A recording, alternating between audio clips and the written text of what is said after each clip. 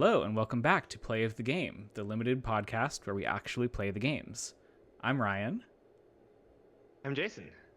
And we are finally at Secrets of Strixhaven. Yay! No more turtles. No more turtles, we promise. We were able to play early access just 2 days ago. Even yesterday, in fact, yesterday morning it was still going. And so we got a bunch of drafts in, and I was preparing for the Pro Tour. Jason was helping Sanctum prepare for the Pro Tour, and we've got a lot of thoughts on the format. It's really fun, really like the set so far. I think everyone's going to enjoy it a lot, and we've got some good spots for you today. So, Jason, actually, before we tee up the spot, I should just do the quick little reminder for people who might be new. The way this podcast works is we talk about one particular Magic gameplay spot per episode. We're only going to talk about this spot. Even. Yes, draft gameplay. Sometimes sealed, I guess. Limited. And sometimes play the spire, you know, maybe every April. So we are going to link out to that spot in a 17 lands log in the description. That will be either you can watch on YouTube and we will have like the video where you can see the spot as we're talking, or if you're listening to this in podcast form, we recommend that you go click out to that spot, look at the game, look at the cards in hand, the board state, the opponent's life total, all that good stuff. Kind of download it and then come back and listen to the episode, and you should mostly have everything that we're talking about kind of in your head while you do that. So yeah, Jason, do you want to tee up what are we actually looking at? What is this gameplay spot? Yeah, so this is deep into a game, turn 8 of a pretty grindy mirror. Both decks are very splashy. Our deck has 4 colors, I believe. Our opponent's deck has the full 5.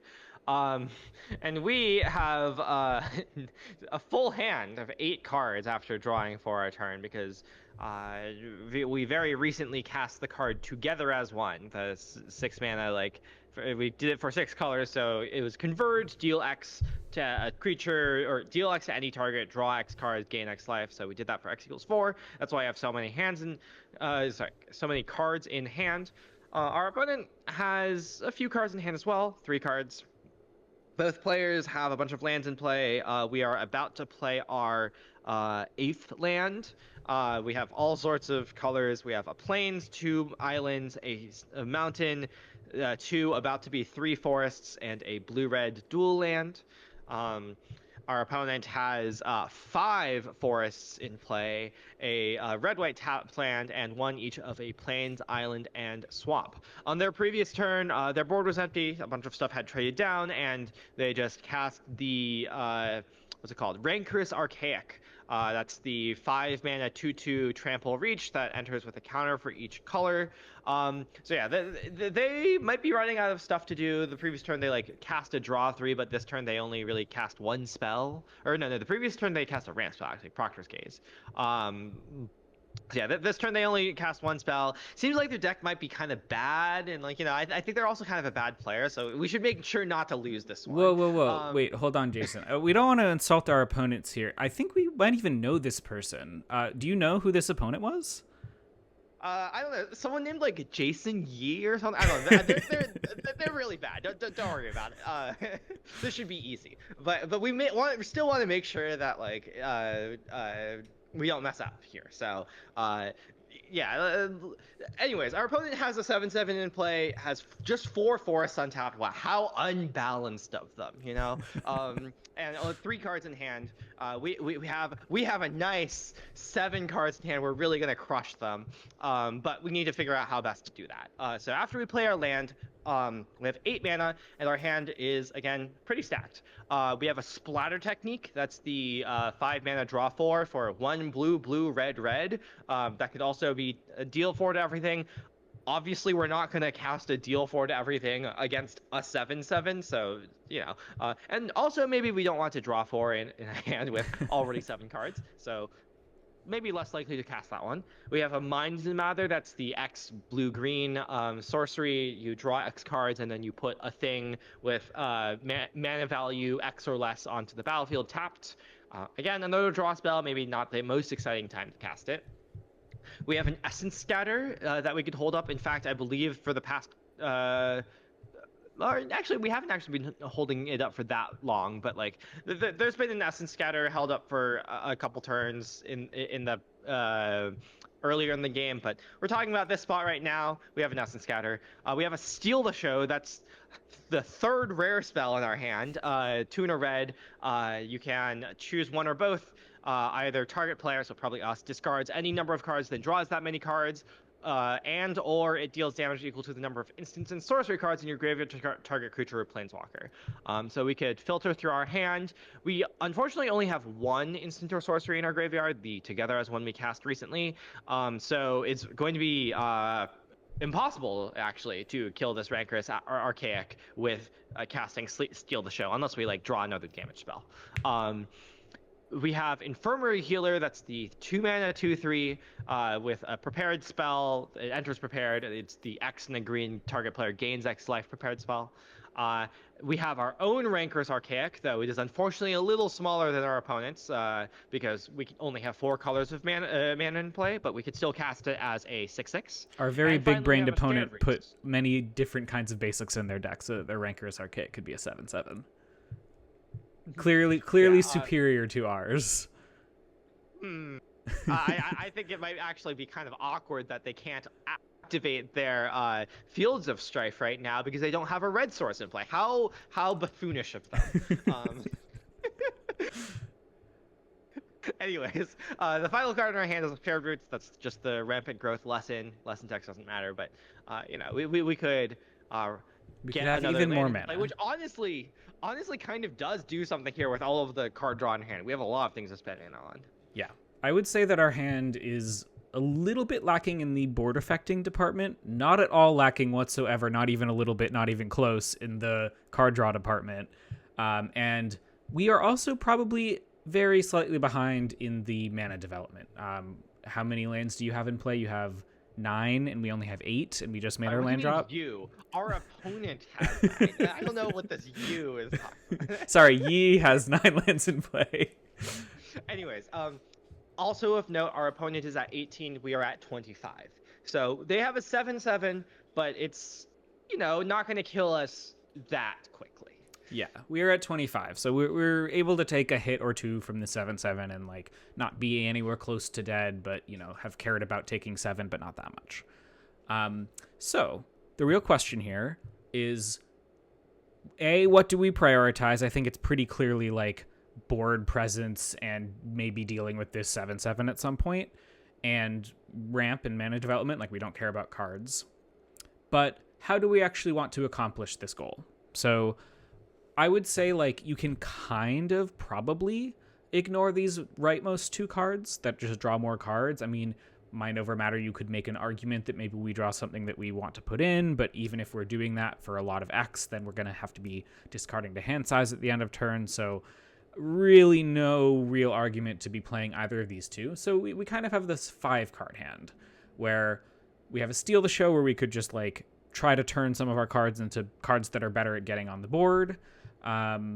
We should probably talk about that really quickly. What are our thoughts on that, Jason? I'm not particular. Okay, so my initial thought with Steal the Show is, okay, first of all, do we have a second mountain in our deck? I kind of assume we do. Let us check. Let's actually take a minute to look at the sweet deck that Moore and I drafted. This was both Moore and I doing like a collaborative draft on early access. So we do have a second mountain. So it is possible for us to draw into it.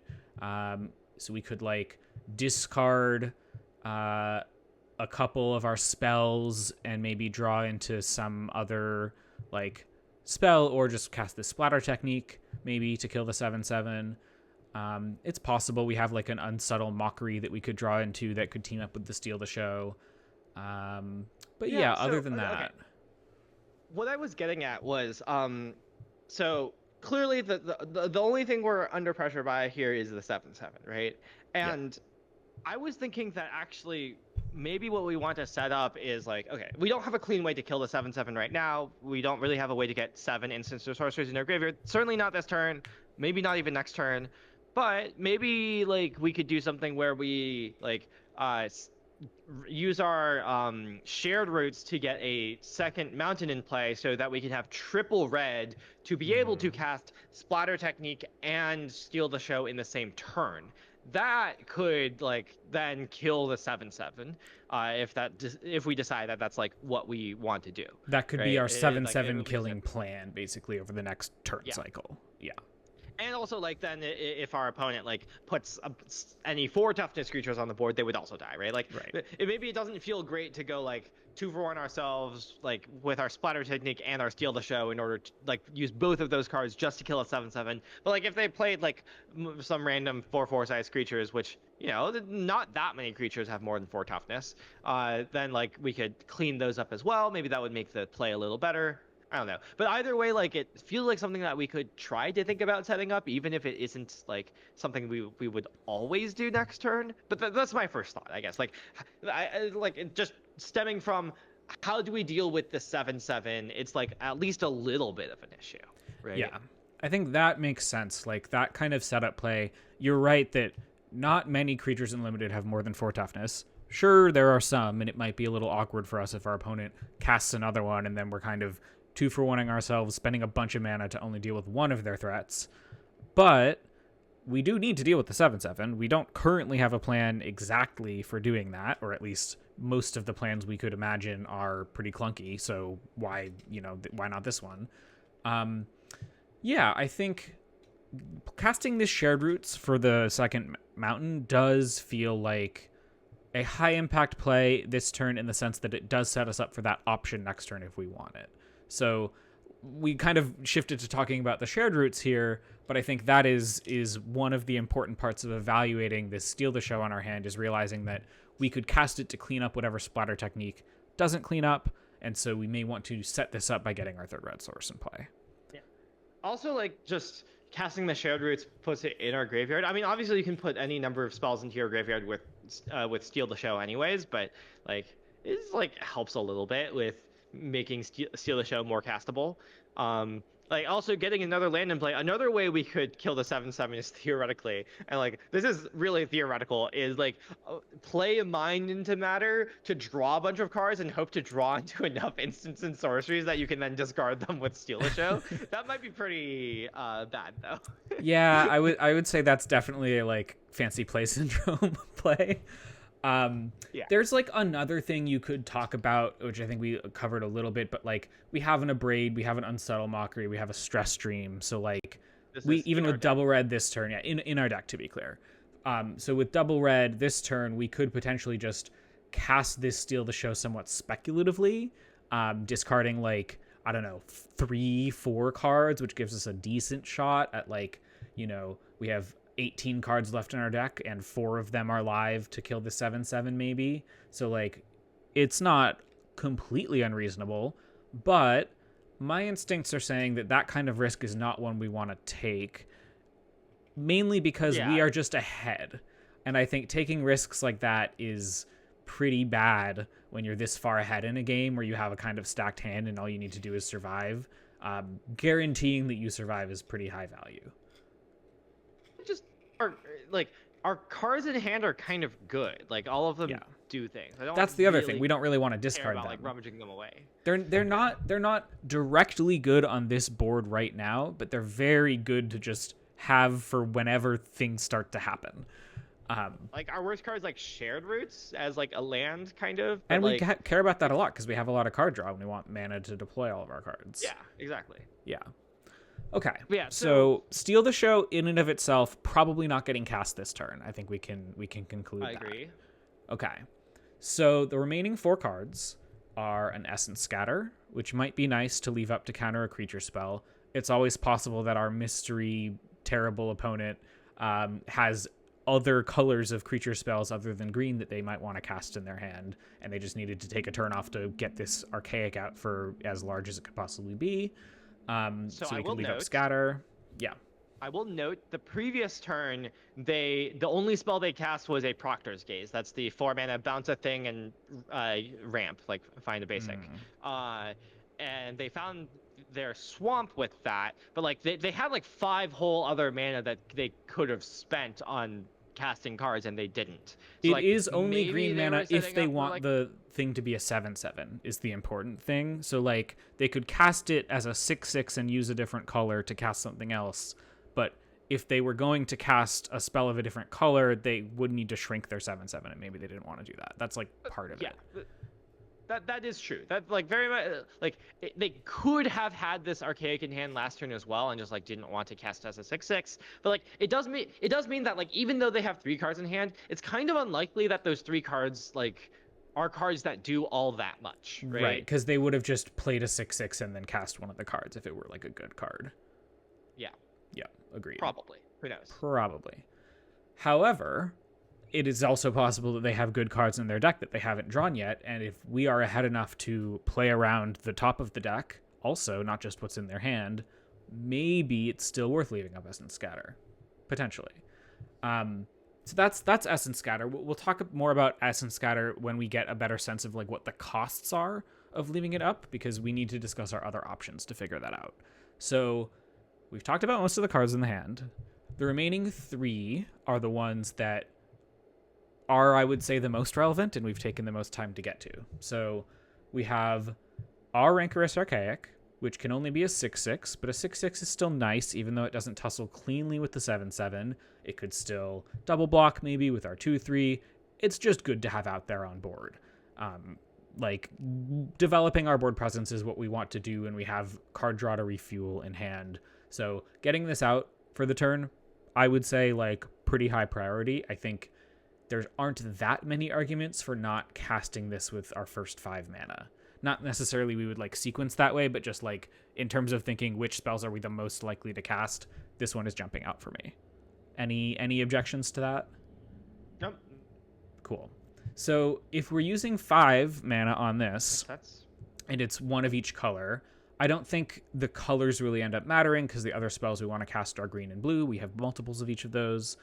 So we have a bunch of 2 mana spells, and we can only leave up / cast one of them for our turn. yeah.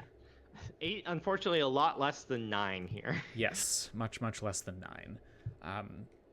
So probably we just need to discuss the merits between, now that we've broken the problem down, Shared Roots, Infirmary Healer, and Essence Scatter.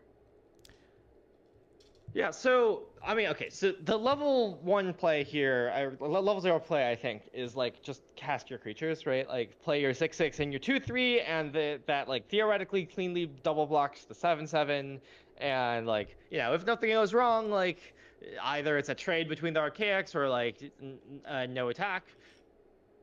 But one worry with that is that plays into a removal spell, right? And Yeah. like if you're like playing these 2 creatures and then just planning on double blocking, which is I think what you must be planning on doing, because otherwise the 2/3 isn't doing that much on the board, and like I would say it's probably better to play Shared Roots to develop towards like playing a Mind Matter, or hold up Essence Scatter to protect yourself from a like strong creature bomb or something. I don't think there would be much point in casting the 2/3 otherwise. So like if you're playing on double blocking, a removal spell is pretty like reasonable for them to have, because like the previous turn they like like previously the only thing they could have removed was like the 2/2 with like pseudo prowess, like Deluge Virtuoso. That's the 2/2 that like has Opus and Which is just not that important of a threat. Yeah. Yeah. So like it would make sense for them to have been like saving a removal spell in hand, perhaps. And like that would explain why there's still 3 cards in hand. Obviously they could be 3 lands, but like probably at least one of them isn't a land, right? Or at least if all of them are lands, certainly you're winning a little more than than we already think we are. Exactly. And the top of the deck is less likely to be a land, right? Like they're pretty likely to have at least one non-land. But the point I'm trying to get at roughly is just in this kind of spot, like when you're trying to figure out like, oh, should I be playing around removal? And the important question to ask is like, would it make sense for my opponent to have removal in hand? Like if they had removal in hand, would I probably have already seen it? Or like, do their plays make sense with like holding a removal spell in hand? And the plays do make sense with holding a removal spell in hand. That doesn't mean they have to have a removal spell in hand. It just means like there isn't evidence against that. Yeah. And trying Oh no. to double block, pretty risky against a removal spell in hand. You don't want to like lose your 6 for free. In addition to like Helix or not Lightning Helix, that's not a set, a Braid or something. I don't know. Yeah. I also just think there's kind of a larger point to make. It's a point we make a lot where we're ahead enough that we don't want to play into like a big combat blowout, especially because the one weakness of our like position is the board state. And so if we end up losing a like large exchange on that axis, then that gives our opponent a much clearer axis to win on in the game, where maybe we can't cleanly answer this 7/7 and maybe it gets us down to a low enough life total that constrains our decisions, really quickly, that kind of thing. So just generally playing into that kind of removal 2-for-1 blowout on board is, beyond it being somewhat reasonably likely to happen, not something like it's the one thing we really structurally want to avoid here, is getting further behind on board, and like deploying, and losing both of our only creatures in our hand. So casting the Infirmary Healer, I mean, there's an argument maybe you want it to like cast the big X spell next turn. Unlikely. We have a lot of cards in our hand we want to cast that are probably better than that. Maybe you want to attack for 2. Unlikely. Our opponent's at 18. Like, we're not really pressuring them. We're not really threatening to race, really. I mean, we are attacking back for more, but certainly they might develop more plays that make it hard for the 2/3 to attack, etc. So generally, playing out the 2/3, not really doing that much for us here. So then we have narrowed down all of our choices to Shared Roots or Essence Scatter. And I think this is probably the kind of the crux, the core, the interesting decision to be made. We could cast our Shared Roots, develop our mana, get out like more tools to deal with this 7/7 next turn potentially, as we were talking about earlier, more mana to pay into our X for card draw and putting permanents into play, just generally like more stuff to do on future turns. Or we could try to leave up this Essence Scatter and cover any kind of creature development play that tries to, continue putting our opponent more ahead on board. So I would say that both of these cards, like planning to cast them with our 2 mana this turn, have real merit, both in terms of like structurally what we want to accomplish in this game with our position and what actually makes sense for us like in this single turn cycle. Where do you lean? How is your thought process going about this? Give us the breakdown. Yeah, so I mean, okay, so the question is like, what? So this is best of 1 because early access is only ever best of 1, unfortunately, for limited. So we don't like know any information about our opponent's deck. You can like think about like, oh, what are some scary things that like our opponent could cast? There's a bunch of like random archaics that like get benefit in like a multicolor deck. That's something that's like theoretically pretty reasonable to assume our opponent has in their deck. That's something we could Essence Scatter. Like maybe some like rare bomb, like a Mythic Dragon or something. There's like the common 6/6 trample that taps something down that maybe there wasn't a good thing to tap, so it wasn't played. That's possible, I guess. But probably that would have been cast. Like I think so. Yeah, just because the body is big enough that it's relevant. Yeah, maybe not over the 7/7, but like probably some previous turn where the opponent wasn't spending that much mana, it would have been cast. But like, there are definitely some things that could be quite impactful that would be like worrying for us if they were cast here. But one thing that does definitely push in the direction of casting Shared Roots is that there are a lot of creatures that could be cast that don't matter because of our splatter technique, right? Like, yes. Right now, what we're kind of looking at is like setting up to be able to steal a show plus splatter technique anyways if we cast our Shared Roots. And in that case, like, we don't care about any 4/4s, right? Like, any 4/4 would be just fine. Yep, exactly. Or any creature with like less toughness than that. Now, obviously, there are some creatures that are big and bigger than that, but it is kind of unfortunate that like the creatures we would care most about countering are in fact the creatures that splatter technique doesn't cover, but it's still like a small part of the range.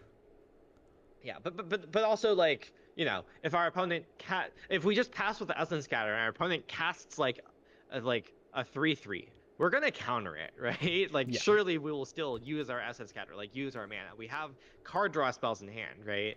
So like the basically what I'm saying is that I think holding up the Essence Scatter, the point of it is to prevent the worst case while still like just generally preventing more from being developed onto the board. But the cases that aren't the worst case, where like a medium-ish creatures develop onto the board, we don't need to cover that with Essence Scatter because we can cover it with Splatter Technique anyways. So I kind of lean towards just casting Shared Roots.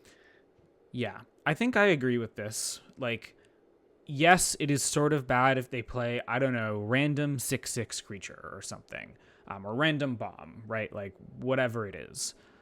That's bad, but it is still kind of true that, like, even though we want to deal with the 7/7, we could, in theory, still win a game where we can't kill it because we need to kill something else big that they played, right? Like we could still cover the other really scary unknown thing that could be anything. So scary with our like lots of damage from our hand with the Wrath and the Steal the Show. So I will also note. Oh yeah. I also want to note that like, say they play like a large creature, like something that doesn't get killed by Splatter Technique. We still have a 6/6, so like a lot of things will still trade for, like they have to play like something that's another thing that's bigger than the 6/6 before we get super punished by like not being able to scatter it and then spending like spending some removal spells to kill the 7/7, right? Like we can still just kill the 7/7 and force their thing to like at least outclass our 6/6, which isn't actually that easy. Yep. Yeah, totally. It's also another argument against playing the 2/3. I feel like we've beaten up on that guy enough, but like, it's going to die to the Wrath if we're casting the Wrath at some point, so we might as well just have it chill in our hand until we cast it. Yeah, I think I agree with all these arguments. We don't need to, beat it to death. I like casting the Shared Roots. I agree. I don't actually remember what Mora and I did in the game. Should we find out? Sure. I will note that your replay link is a little broken, but I through mysterious means can supply what did actually happen. Wonderful. So we cast the 6/6 and we left up Essence Scatter, which I think I agree is wrong. In the moment, the instinct was just like, cover scary stuff because we're so far ahead. So our opponent. I don't think it's that wrong. I think, it's obviously close. I'm not even like that confident. Yeah. Our opponent just passes back, doesn't even attack. Well, so that's not actually true. That's not what happened. But explain really what happened with your mysterious knowledge. No. You should play the replay link a little bit because what happens on your next turn, according to this replay link, is really funny. I see. Yes. What happens is you cast Shared Roots and you sacrifice your 6/6 for some reason to find a mountain. Okay, so what actually happened was that the 17 lands logs are not perfect, and they especially struggle with X spells sometimes.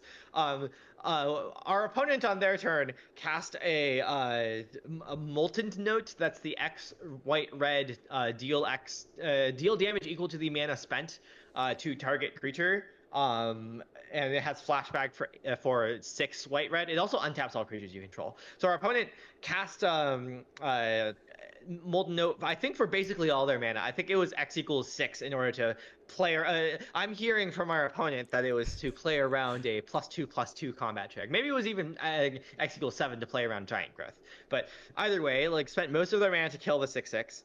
And then foolishly chose not to attack, foolishly thinking that the card we were holding up was not, in fact, Essence Scatter, but Run Behind, the removal spell that costs 3 when targeting an attacking creature instead of 4. Which, that is another benefit to leaving up Essence Scatter that we didn't discuss. Super high brain genius play by me and Mora over here. Jedi mind tricking our opponent into making a foolish play. Yeah.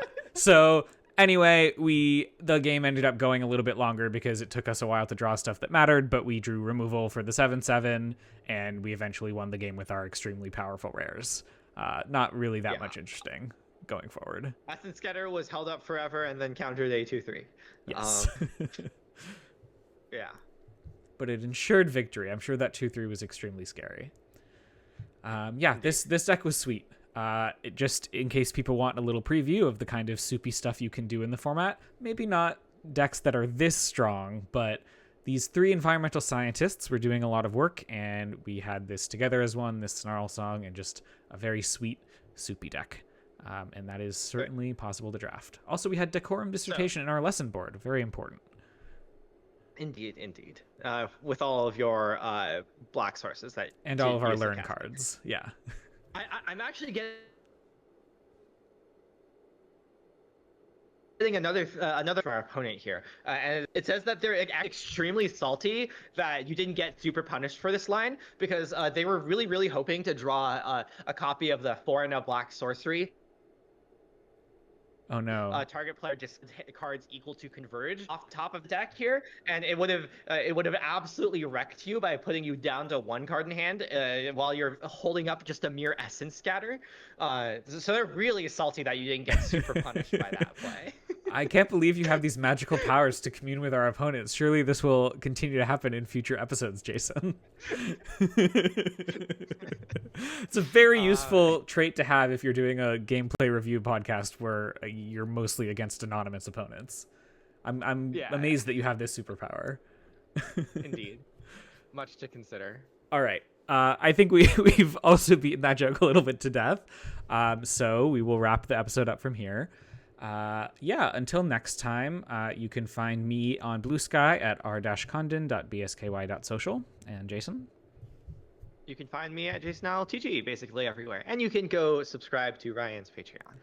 And I have a new shout out to not give you the last word here. We have a new YouTube channel. It's just called Play of the Game, I think _MTG or something, because Play of the Game was obviously taken by some sports thing. Boo. We like sports, but not as much as Magic. So go subscribe to that. I'm going to be posting the new episodes there. I'll probably post them on my channel as well, just at the same time for now, just because there are a lot of people who probably get them there. But eventually I'm going to try to move all the backlog to the new YouTube channel and kind of keep that as a clean home for this podcast. Besides that, until next time, thank you everyone for tuning in, and you can go out and make some good plays. I guess not until Strixhaven releases, but that should be by the time this episode comes out. Yeah. Bye.